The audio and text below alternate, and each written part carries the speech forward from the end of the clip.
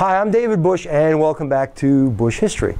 You are viewing a segment on John Kennedy as part of my ongoing series of presidential administrations. I'm taking a look at each one of the president's administrations and the events that happened during their administrations, from George Washington to present day. John Kennedy, 35th President of the United States. You can get additional information at www.buschhistory.net. And when you go to that website, you'll see links to all kinds of cool stuff in American history. A lot more of these YouTube videos. There's a whole timeline review section. There's a whole section on the larger topics in a lot more detail. And there's all kinds of additional classroom material available as well. So please feel free to take a look. Anyway, let's take a look at John Kennedy. John Kennedy, number 35, his vice president was Lyndon Johnson. He was a Democrat. His term of office, 1961 to 1963. Now most people know John Kennedy and his importance in American history. To the greatest generation and the young baby boomers, he was something very special. I was a small child. I was 3 years old when John Kennedy was assassinated. And I remember my mother coming into the room and crying when she found out about it. And I remember watching images of his funeral on TV. And certainly, becoming a history teacher, I've got a keen interest in the events of the Kennedy administration. Nevertheless, let's keep going.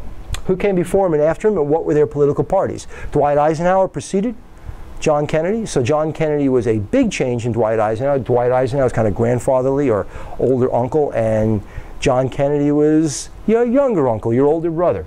Lyndon Johnson followed John Kennedy. Any unusual circumstance surrounding his ascent to the presidency? Unusual, not so much, but certainly not like everybody else either. He was the youngest elected president of the United States, and he was the first Irish Catholic president of the United States. And there was a debate about him being Catholic and whether he would oversee the government with a very religious point of view and take his marching orders from the Pope. And it didn't turn out that way, but people were very concerned. People who were not Catholic were very concerned because presidents up until this point had been Protestant or non-mentioned in terms of their religions. Any catchphrases or terms specifically associated with John Kennedy? Well, historians have come to call his presidency as Camelot. He was handsome, his wife was beautiful. They looked at the wonderful days of King Arthur and said, you know, this is very similar to what happened during King Arthur's term. 1,000 days. John Kennedy was president for a fabled 1,000 days. Somehow, if it was 998 or 1,002, it wouldn't have been as profound as 1,000 days. He called his domestic agenda the New Frontier. So, those are terms specific to the Kennedy administration. When he left office, most people know, he was assassinated by Lee Harvey Oswald in Dallas on November 22nd, 1963. There's been all kinds of debate and suspicion following the assassination and whether Lee Harvey Oswald acted alone or not. On several occasions, there have been conclusions drawn by federal investigations that Lee Harvey Oswald did act alone, but there's still many people that think there was a broader conspiracy. John Kennedy, in his short 1,000 days, had made a lot of enemies. In 1961, we have the Freedom Rides. Freedom Rides were Northerners heading south on buses to show that we can integrate and testing Southern segregation laws. We have the 23rd Amendment, which allowed the people in Washington, D.C. to vote for president, because Washington, D.C., District of Columbia, is not a state, and you have to be a citizen of a state to vote for president. Kind of strange, but we get that in 1961. John Kennedy says we should put a man on the moon before the end of the decade, and certainly that was a big shot in the arm to the space program and NASA. 1962, we have the University of Mississippi integrated. James Meredith became the first black student at the University of Mississippi. In 1963, we have all kinds of civil rights clashes across the South. John Kennedy forced integration at the University of Alabama by federalizing troops against Governor George Wallace. George Wallace, who vowed segregation today, segregation tomorrow, segregation forever, and then tried to run for president a couple of times.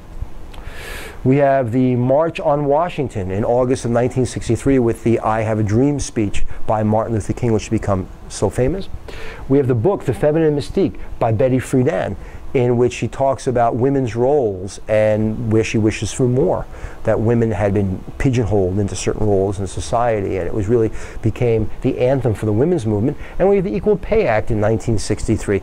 You can't ignore there's probably a connection between the two, in which women were guaranteed that they should, on federal jobs, that they should be given the same pay as men. If you want to hear John Kennedy talk about civil rights, click on the link and you'll hear a John Kennedy speech, and you'll see John Kennedy speaking about civil rights. From foreign policy perspective, in 1961 we have the Berlin Wall, and we have the Bay of Pigs. Two big losses to Khrushchev for John Kennedy. John Kennedy lost with the construction of the Berlin Wall because Khrushchev said, I'm going to build this wall. John Kennedy said, please don't, and it happened anyway. The failed invasion of the Bay of Pigs, which actually had been planned during the Eisenhower administration, but John Kennedy was the president. And to John Kennedy's credit, after the failure of the Bay of Pigs, which is the failed invasion of Cuba, he got on TV and he said something along the lines of, victory has 1,000 friends and defeat is an orphan. And that's a paraphrase. And he went on to take full blame for the Bay of Pigs, which, by the way, was not even his plan. It started while President Eisenhower was in office, but he was the commander-in-chief. We have 16,000 troops in Vietnam in 1961. Started with Eisenhower. Kennedy's increased troop strength, a small amount. 16,000 is not a lot compared to the 500,000 we're going to have in 1968, but it just shows we have a really pre-1960s involvement in Vietnam. The Alliance for Progress, which is trade agreements with Latin America, which was a good thing, and the beginning of the Peace Corps. The Peace Corps was Americans serving in impoverished nations, trying to help the people in impoverished nations. It certainly is a Cold War tool, because we're showing, look how great we are. But by the same token, we're also helping these nations. And it typically was younger Americans, although there was no age limit on becoming part of the Peace Corps, going over and doing service around the world. And that organization continues today. Great organization. 1962, we have the Cuban Missile Crisis, the fabled 13 days in October of 1962, where we discovered that the Soviets had put intermediate and long-range missiles in Cuba. And John Kennedy finds out. And he goes eyeball to eyeball with Khrushchev. And ultimately, the Soviets withdraw the missiles from Cuba with a pledge that we will take our missiles out of Turkey, although that pledge was not made public until some time later, so there wouldn't be any obvious quid pro quo, but it was the closest we ever came to nuclear war. As a matter of fact, we went to DEFCON 2, Defensive Consideration 2, which is the mobilization of troops and the mobilization of our military capabilities. We joined a military alliance with Israel, and we basically said that we will help defend Israel and we will supply Israel with weapons. In 1963, one of the interesting coups of his very active presidency, we had the Limited Test Ban Treaty, in which the United States and the Soviet Union agreed to stop above-ground testing of nuclear weapons. It wasn't a lot, but it was something. It was something in the Cold War. We have, as part of NSC 68, we have the overthrow of President Diem and his ultimate assassination in South Vietnam because we did not agree with his policies and we wanted a more American-friendly government, more of a puppet government, so he was overthrown. And then we also supported a coup in Iraq in 1963. So we've got our fingers in everywhere. Now getting back to the assassination, if you will, for a second, just backing up one slide. So, there's potential enemies. Well, the white power groups in the United States, the people who were against civil rights, they were on the enemies list for John Kennedy. There's no doubt about that. There's one. The Soviets certainly were against John Kennedy because of the Cuban Missile Crisis. That's two right there. He allowed the march in Washington, and once again, the people who were against civil rights were against John Kennedy. His brother was going after the mafia. Bobby Kennedy was going after the mafia during the presidency. See, so they were after John Kennedy. Some people say that the Joint Chiefs of Staff and the military and the CIA didn't like John Kennedy because he let Castro stay in Cuba as part of the Cuban Missile Crisis. I'm not drawing any conclusions. What I'm saying is the conspiracy theorists who don't believe that Lee Harvey Oswald killed John Kennedy have a lot of reasons to believe what they believe. I read the Warren report. There are mistakes in the Warren report that were later clarified. I personally believe Lee Harvey Oswald acted alone, but who am I? I'm a guy on YouTube talking to you about the Kennedy administration. There are a lot of people who know a lot more than I do about this stuff. But nevertheless, there's John Kennedy. His place in American history is cemented. 1,000 days. It's all he was president. But for some people, when he died, it was like the death of innocence.